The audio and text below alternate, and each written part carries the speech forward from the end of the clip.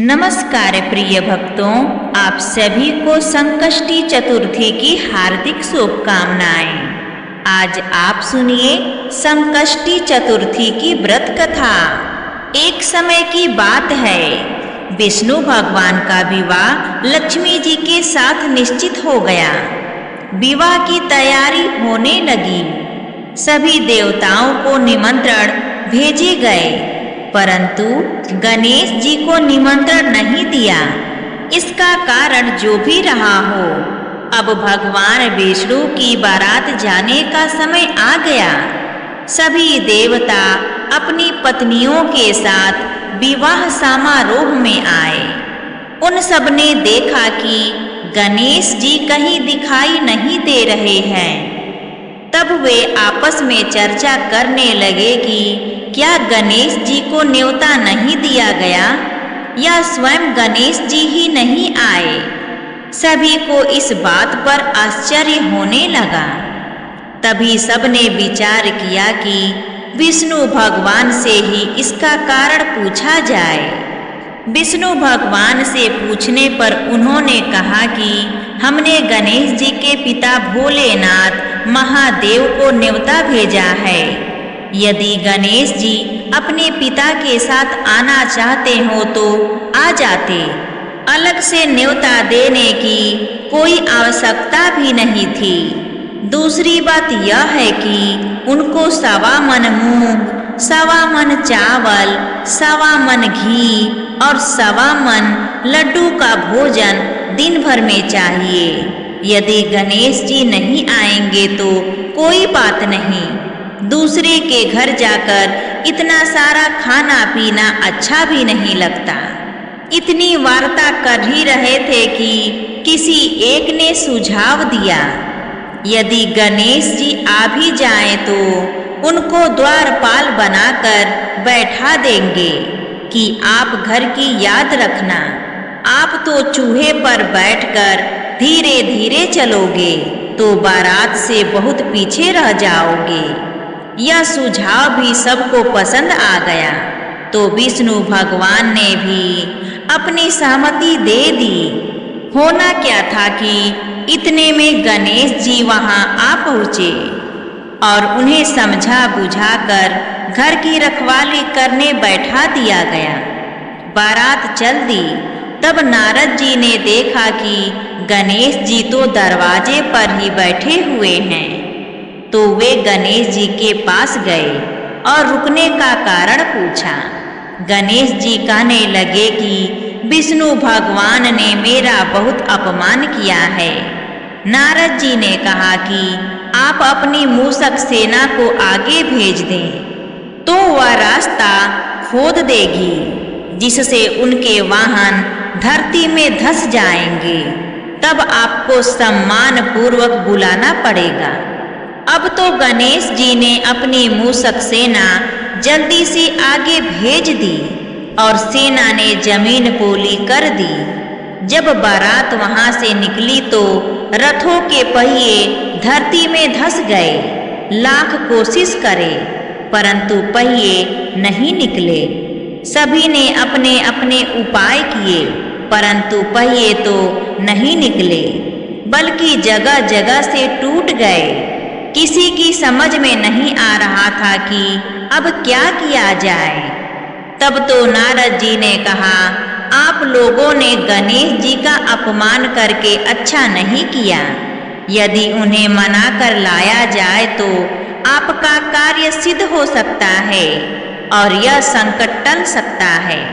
शंकर भगवान ने अपने दूत नंदी को भेजा और वे गणेश जी को लेकर आए।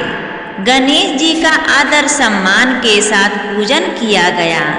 तब जाकर के रथ के पहिए निकले। अब रथ के पहिए निकल तो गए, परंतु वे टूट फूट गए, तो उन्हें सुधारे कौन। पास के खेत में खाती काम कर रहा था, उसे बुलाया गया। खाती अपना कार्य करने के पहले श्री गणेशाय नमः कहकर गणेश जी की वंदना मन ही मन करने लगा। देखते ही देखते खाती ने सभी पहियों को ठीक कर दिया। वह खाती कहने लगा कि हे देवताओं, आपने सर्वप्रथम गणेश जी को नहीं मनाया होगा और न ही उनकी पूजा की होगी, इसलिए तो आपके साथ यह संकट आया है। हम तो मूर्ख अज्ञानी हैं, फिर भी पहले गणेश जी को पूजते हैं, उनका ध्यान करते हैं। आप लोग तो देवतागण हैं, फिर भी आप गणेश जी को कैसे भूल गए? अब आप लोग भगवान श्री गणेश जी की जय बोलकर जाएं, तो आपके सब काम बन जाएंगे और कोई संकट भी नहीं आएगा। ऐसा करते हुए बारात वहां से चल दी और विष्णु भगवान का लक्ष्मी जी के साथ विवाह संपन्न करा के सभी सकुशल घर लौट आए। हे गणेश जी महाराज, आपने विष्णु को जैसो कारज सारियो, ऐसा कारज सबको सिद्ध करियो। अब आइए एक साहूकार और साहूकारनी की संकट चौथ की व्रत कथा सुनते हैं। एक साहूकार और एक साहूकारनी थे। वह धर्म पुण्य को नहीं मानते थे, इसके कारण उनके कोई बच्चा नहीं था। एक दिन साहूकारनी पड़ोसी के घर गई। उस दिन संकट चौथ था। वहां पड़ोसन संकट चौथ की पूजा करके कहानी सुना रही थी। साहूकारनी ने पड़ोसन से पूछा, तुम क्या कर रही हो? तब पड़ोसन बोली कि आज चौथ का व्रत है, इसलिए कहानी सुना रही हूँ। तब साहूकारनी बोली, चौथ के व्रत करने से क्या होता है? तब पड़ोसन बोली, इसे करने से अन्न धन सुहाग पुत्र सब मिलता है। तब साहूकारनी ने कहा, यदि मेरा गर्भ रह जाए तो मैं 1.25 सेर तिलकुटा करूंगी और चौथ का व्रत करूंगी। श्री गणेश भगवान की कृपा से साहूकारनी के गर्भ रह गया, तो वह बोली कि मेरे लड़का हो जाए तो मैं 2.5 सेर तिलकुटा करूंगी। कुछ दिन बाद उसके लड़का हो गया, तो वह बोली कि हे चौथ भगवान, मेरे बेटे का विवाह हो जाएगा तो 5.25 सेर का तिलकुटा करूंगी। कुछ वर्षों बाद उसके बेटे का विवाह तय हो गया और उसका बेटा विवाह करने चला गया, लेकिन उस साहूकारनी ने तिलकुटा नहीं किया। इस कारण से चौथ देव क्रोधित हो गए और उन्होंने फेरों से उसके बेटे को उठाकर पीपल के पेड़ पर बिठा दिया। सभी वर को खोजने लगे, पर वह नहीं मिला। हताश होकर सारे लोग अपने अपने घर को लौट गए।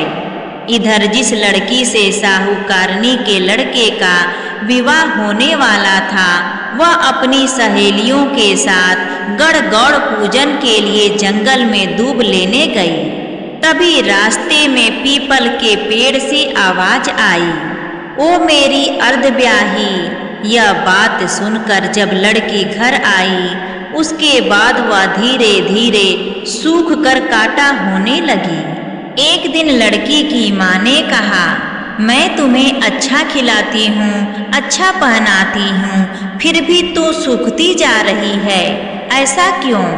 तब लड़की अपनी माँ से बोली कि वह जब भी दूब लेने जंगल जाती है तो पीपल के पेड़ से एक आदमी बोलता है कि ओ मेरी अर्धब्याही।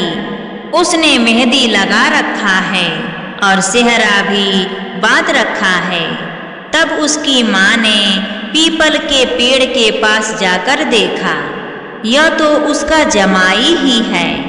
तब उसकी माँ ने जमाई से कहा, यहाँ क्यों बैठे हैं? मेरी बेटी तो अर्धब्याही कर दी और अब क्या लोगे? साहूकारनी का बेटा बोला, मेरी माँ ने चौथ का तिलकुटा बोला था, लेकिन नहीं किया। इसलिए चौथ माता ने नाराज होकर यहाँ बैठा दिया। यह सुनकर उस लड़की की माँ साहूकारनी के घर गई और उससे पूछा कि तुमने संकट चौथ का कुछ बोला है क्या? तब साहूकारनी बोली, तिलकुटा बोला था। उसके बाद साहूकारनी बोली, मेरा बेटा घर आ जाए तो 2.5 मन का तिलकुटा करूंगी। इससे श्री गणेश भगवान प्रसन्न हो गए और उसके बेटे को फेरों में लाकर बैठा दिया। बेटे का विवाह धूमधाम से हो गया। जब साहूकारनी के बेटा एवं बहू घर आ गए तब साहूकारनी ने 2.5 मन तिलकुट किया और बोली, हे चौथ देव, आपके आशीर्वाद से मेरे बेटा बहू घर आए हैं, जिससे मैं हमेशा तिलकुट करके व्रत करूंगी। इसके बाद सारे नगर वासियों ने तिलकुट के साथ संकट व्रत करना प्रारंभ कर दिया। हे संकट चौथ, जिस तरह साहूकारनी को बेटे बहू से मिलवाया वैसे ही हम सबको मिलवाना। इस कथा को कहने सुनने वालों का भला करना। प्रेम से बोलिए संकट चौथ की जय, श्री गणेश देव की जय।